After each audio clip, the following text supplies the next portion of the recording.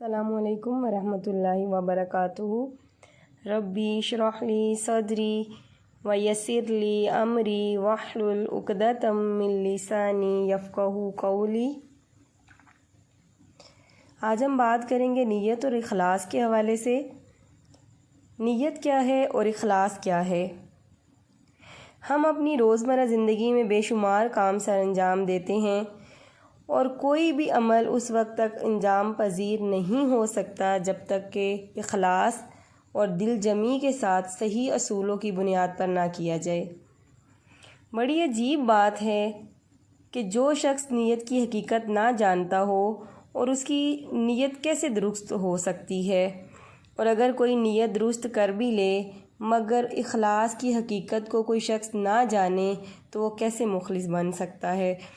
نیت کے درست ہونے اور انسان کے مخلص ہونے سے ہی اس کی زندگی کے سارے کام نیکی بن جاتے ہیں۔ مثال کے طور پر اگر کوئی شخص کھاتا پیتا ہے اور اپنی صحت و عافیت کا خیال رکھتا ہے اور اس سے اس کی نیت عبادت میں یکسوئی حصول تقویٰ و خشیت الہی ہے تو ایسا شخص کا کھانا پینا باعث اجر بن جاتا ہے، اور جس کا مقصد شادی بیاہ سے اپنے نفس پر کنٹرول کرنا اور ایسی اولاد کا حصول ہو جو اس کے بعد عبادت اور بندگی کے فریضے کو قائم رکھ سکے، تو بھی اس کے لیے، ایسے شخص کے لیے نکاح کرنا اجر و ثواب کا حقدار بنا دیتا ہے۔ اور اخلاص ہی ایسی عظیم صفت ہے جو انسان کے دل سے بغض و عداوت، جلن و حسد اور بدگمانی جیسی بیماریوں کو نکال دیتا ہے، اور اخلاص ہی عمل کی قبول عمل کی کنجی ہے۔ نبی کریم صلی اللہ علیہ وسلم کی حدیث سے ہمیں پتہ چلتا ہے کہ اللہ تعالیٰ اعمال میں سے صرف اسی عمل کو قبول فرماتا ہے جو خالص ہو اور سچے دل کے ساتھ کیا گیا ہو اور اس سے اللہ تعالیٰ کی خوشنودی اور رضامندی چاہی گئی ہو۔ تو اللہ کے ہاں کون سا عمل قبول ہے؟ صرف وہی عمل قبول ہے جو خالص اللہ کے لیے کیا گیا ہو اور سچے دل کے ساتھ کیا گیا ہو، اور صرف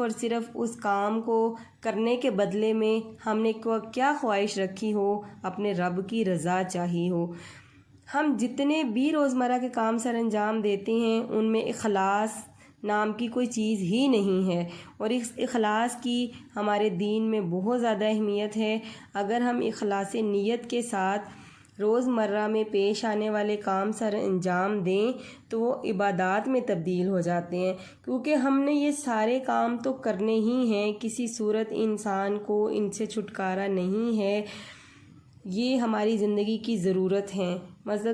کون ہے جو کھانا نہ کھاتا ہو، اور کون ہے جو قضاء حاجت کے لیے نہ جاتا ہو، اور کون ہے جو شادی بیاہ نہ کرتا ہو، اور کون ہے جو خوشبو استعمال نہ کرتا ہو، اور کون ہے جو کپڑے زیب تن نہ کرتا ہو، اور کوئی ایسا بھی نہیں ہے جو اپنے گھر کا سامان نہ خرید کر لاتا ہو، اور کوئی ایسا بھی نہیں ہے جو اپنی ضروریات زندگی کے لیے، اپنی اچھی تعلیم و تربیت کے لیے اسکول اور یونیورسٹیز اور کالجز میں نہ جاتا ہو۔ یہ سارے کام ہمارے لیے باعث اجر بن سکتے ہیں۔ وہ کون سا طریقہ ہے جس کو ہم اختیار کریں اور یہ سارے کام ہمیں اجر دینے والے بن جائیں؟ تو جواب یہی ہے کہ یہ سارے کام جب ہم صدق نیت کے ساتھ، اخلاص کے ساتھ کریں گے تو یہ سارے کام ہمارے لیے باعث اجر بن جائیں گے۔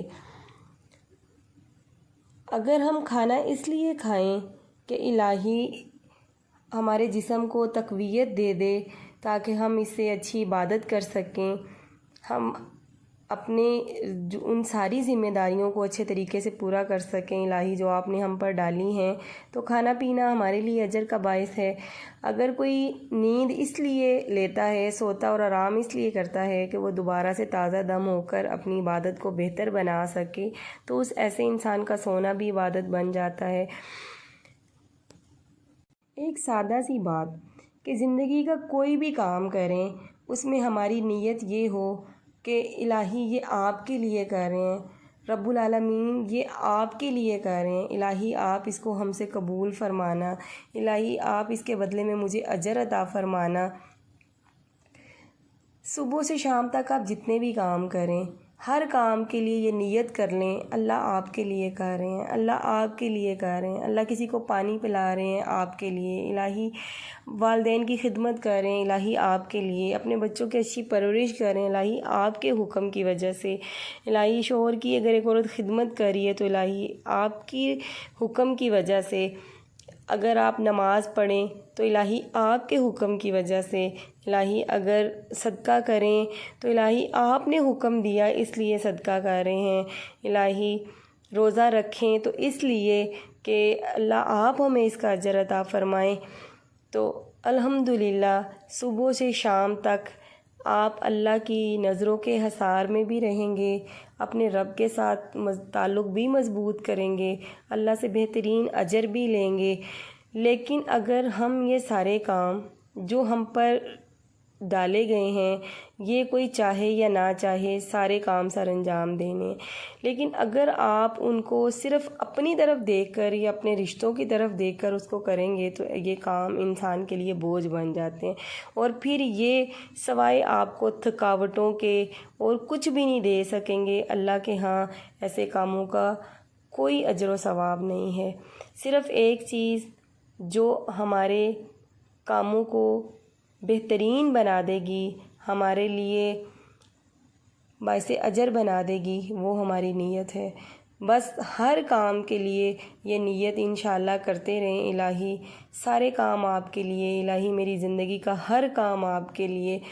اور اگر بڑے بڑے نیکیوں کے کام جو ہمارے فرائض ہیں اگر وہ بھی سر انجام ہم دیں، جیسے نماز، روزہ، زکوٰۃ، حج ہے، اور اس کے علاوہ جتنے بھی بھلائی اور نیکیوں کے کام ہیں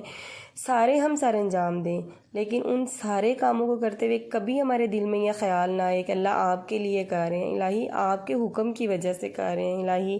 آپ سے اجر لینے کے لیے کر رہے ہیں، تو یہ سارے نیکیوں کے کام